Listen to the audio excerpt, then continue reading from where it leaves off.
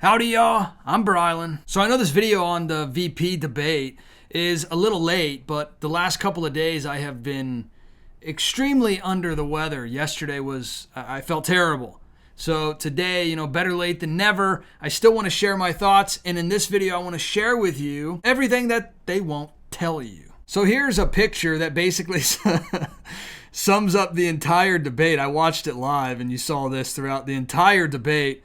Here's Vance on the left just doing one of those Jim Halperts from The Office to the camera every time Timmy AWOL over here would open his mouth. Now during this debate, it was clear, obvious, that Vance absolutely destroyed Walls in this debate. And the moderators were absolutely horrible. It was a similar level of NBC horrible, but in a different way. And we're going to get to that in just a minute. I'm going to show you some clips. Hey, real quick, would you hit that thumbs up button? When you like this video, to get pushed out to more people, and it would really help spread the truth. But CBS here, they did a convenient little fact checking. Let's take a little look-see at their fact checking here. We probably get some very good, unbiased information here. So, okay, here we go. The first fact check is misleading.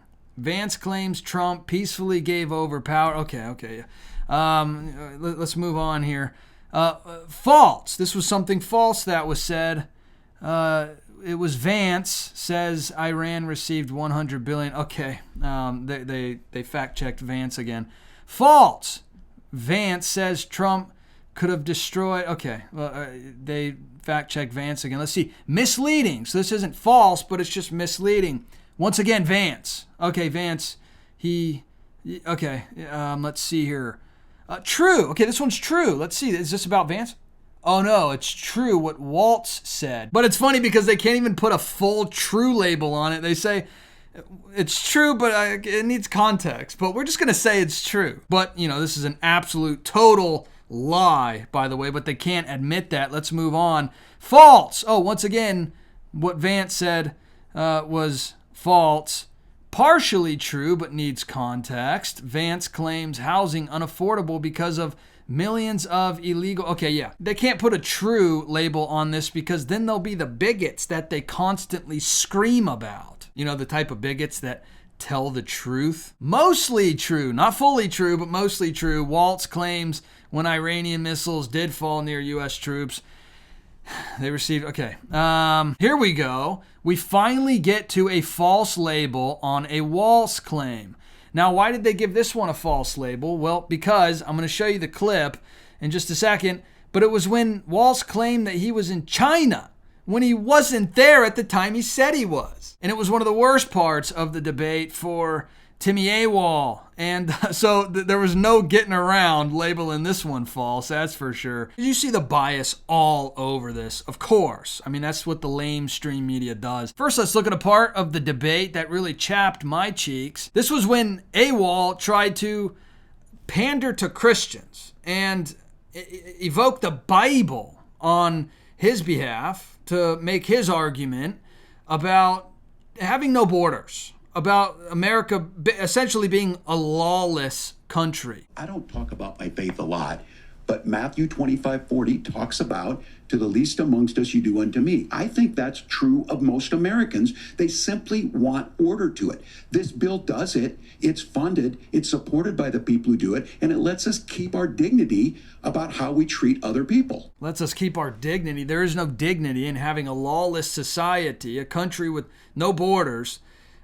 There's no dignity there, in fact. And he's actually taking this verse and using it again to appeal to their radical agenda of having open borders. Spoiler alert, the Bible never promotes lawless, borderless nations as virtuous, as a good thing, as something that should happen. But if you really want to know about AWOL's faith, you can go check out the video I did called His Church is Disturbing. Right here, I show you Timmy AWOL's home church.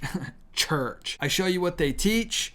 I show you everything about that church, everything you need to know about his Christianity. And then after that, go watch my next video, Her Church is Disturbing, where I show you commie law's faith, her church, her pastor. That'll blow you away as well. Here's AWOL's incredible answer to being called out on another lie he told. Governor Walz, you said you were in Hong Kong during the deadly Tiananmen Square protests in the spring of 1989.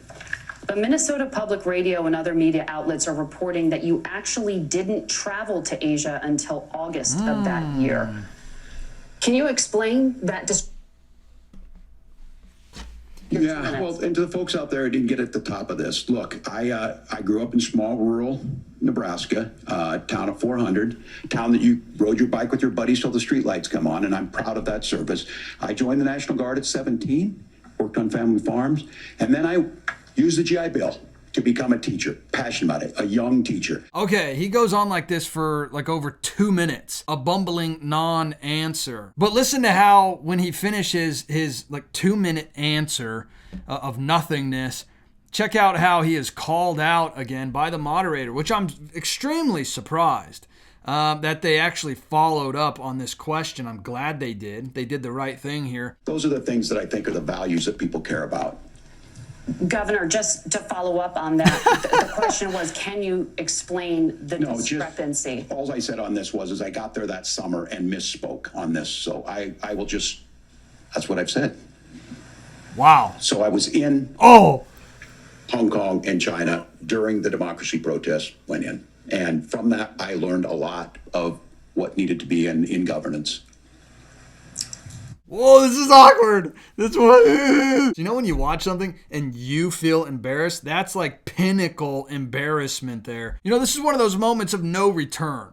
I think this did a lot more damage than what people are saying or what people think. Timmy AWOL has an issue with fabricating things, with saying that he has done things that he didn't actually do. He's been places that he never actually was in the time that he said he was there, at least. And, you know, this is one of a couple different times that he's been caught lying. All right, now listen to this, how Vance gives it right back at Timmy AWOL when try to bring up everything that happened back in 2020. Once again, no matter how you feel about what happened in 2020's election, I think that this was actually a fantastic rebuttal. This was a threat to our democracy in a way that we had not seen. And it manifested itself because of Donald Trump's inability to say. He is still saying he didn't lose the election. I would just ask that. Did he lose the 2020 election? Tim, I'm focused on the future. Did Kamala Harris censor Americans from speaking their mind in the wake of the 2020 COVID situation? That is a damning non-answer. It's a damning non-answer for you to not talk about censorship. Obviously, Donald Trump and I think that there were problems in 2020. We've talked about it. Can you just answer the question? Further, but you guys attack us for not believing in democracy. The most sacred right under the United States democracy is the First Amendment. You yourself have said there's no First Amendment right to misinformation. Kamala Harris wants to use the power of government and big tech to silence people from speaking their minds. That is a threat to democracy that will long outlive this present political moment. I would like Democrats and Republicans to both reject censorship. Let's persuade one another. Let's argue about ideas, and then let's come together afterwards. You can't yell fire in a crowded theater. That's the test. That's the Supreme Court test. Why is that fire in a crowded theater? You guys wanted to kick people off of Facebook for saying that toddlers fire in a crowded theater. That is criticizing the policies of the government, which is the right of every American. Now, what Vance said here about trying to stifle free speech, trying to censor Americans, it's actually true. In fact, if you remember the letter by Mark Zuckerberg, where he straight up just comes out and admits, and the reason he did this was to save his own butt when the time comes, but he admitted that he was pressured by, you can see this right here, the Sleepy Joe and Kamala Harris administration to censor content. In fact, go watch my video from just the other day. It's called Goodbye Free Speech. I show you everything that you need to know about members of the Supreme Court, about Kamala Harris, about Billiam Gates, and many others that talk about how free speech gets in the way of them controlling you with their own words. I show you the videos. Go watch it. Now, one of the highlights of the night was actually when, the moderator said they weren't going to do any fact-checking whatsoever, that they were going to allow AWOL and Vance to fact-check each other, and that the moderators would stay out of it. Well, that wasn't the case, obviously, and it made one of the most, I think, viral moments of the night when the moderators tried to fact-check Vance.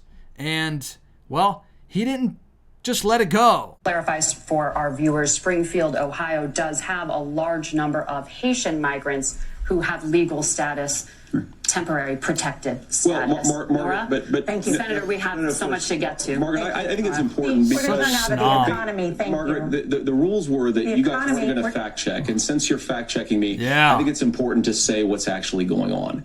So there's an application called the CBP One app, where you can go on as an illegal migrant, apply for asylum or apply for parole, and be granted legal status at the wave of a Kamala Harris open border wand. That is not a person coming in, applying for a green card and waiting for 10 years. That is the facilitation of illegal immigration, Margaret, by our own leadership. Thank you, Senator, for describing the legal process. We have so much to get to, Senator. Those laws have been on the books since 1990. Thank you, gentlemen. The CBP app has not been on the books since 1990. It's something that Kamala Harris created, Margaret. Gentlemen, the audience can't hear you because your mics are cut. We have so much we want to get to. Thank you for explaining the legal process. In fact, listen to Chris Cuomo, who is a liberal. Listen to how he reacted to this part about Vance standing his ground. When they were talking, at one point, Vance wanted to correct something about how Haitians got into this country. And he was right. And the moderators wouldn't let him correct it. It's very interesting. Well, there you have it. And look, Vance was right, okay? There's nuance to it, but the bigger problem is why he was moved on. We've got so much to get to. This is who? You know what I mean? Like, what is the schedule here? So you have a list of topics? That's not what it's about. It's about how the American people can access these two men and the two theories and the narratives, and you got to let them have their speak, because now you created a story where you're the problem. Now, Cuomo's been having these moments quite a bit lately where he comes out and actually says stuff that's kind of common sensey, and it's refreshing to hear a lot, but make no mistake, Cuomo is still Cuomo. And then, of course, MSNBC doing what they always do. And I actually think if you're a woman, that might be the worst moment J.D. Vance had, because he was going to mansplain right over that mute button. He was, and again, I don't pretend to know how everyone will react to this. I think that a lot of women in positions of authority that should command respect just by virtue of that dynamic will see themselves in some dude that disrespected them and talked over. I mean, there was a moment like that with then vice presidential in the Harris-Pence debate. It always comes down to the left blaming everything on, when they're just plain wrong, then you're mansplaining. How dare you stick up for yourself? How dare you speak the truth over lies? And you corrected a woman for lying about something to make you look bad? How dare you mansplain? They come up with all these really dumb terms, and mansplaining's one of them, and this is the left right here showing themselves for what they are. They can't actually answer the question. They can't give you any substance whatsoever. She can't actually rebut why Vance had to stick up for himself and continue to talk over the moderators that lied about not fact-checking and then lied in their fact-checking. She can't give you any substance. So what she does is just call it mansplaining. I want to look at Matthew chapter 12 real quick. Look at verse 9 through 14 with me. And this is when Jesus is healing a man on the Sabbath. And the Pharisees absolutely hate that Jesus was healing a man on the Sabbath because it threatened their control and their rule over the people. Look at verse 9. He went on from there and entered their synagogue. And a man was there with a withered hand. And they asked him, "Is it lawful to heal on the Sabbath?" This is the Pharisees asking Jesus this, so that they might accuse him. He said to them, "Which one of you has a sheep? if it falls into a pit on the Sabbath, will not take hold of it and lift it out. Of how much more value is a man than a sheep? So it is lawful to do good on the Sabbath. Then he said to the man, stretch out your hand. And the man stretched it out, and it was restored, healthy like the other. But look at verse 14. The Pharisees went out and conspired against him, how to destroy him. The Pharisees wanted to destroy Jesus for standing on truth, speaking the truth, and calling out their false, evil intentions to try to keep control over people. These Pharisees have elevated themselves as the ones to worship, the ones to idolize. And Jesus would call them out for leading people astray, for having wicked hearts, for lying, for doing the wrong thing above the right thing because of their own pride and their own lust for power. And that's what we have to do. We must continue to speak truth and not give in to lies for the sake of fitting in and being accepted. No, we must continue to speak the truth no matter how unpopular it is. Speak the truth. And I promise you that God wins in the end. But hey, let me know your thoughts about all this in the comment section below. I would love to hear from you. And if you wouldn't mind hitting that subscribe button, join this community. I would love to hear from you on a regular basis. And please hit that thumbs up button. You know, when you like this video, to get pushed out to more people, and it would really help spread the truth. All right, I'll see you in the next video.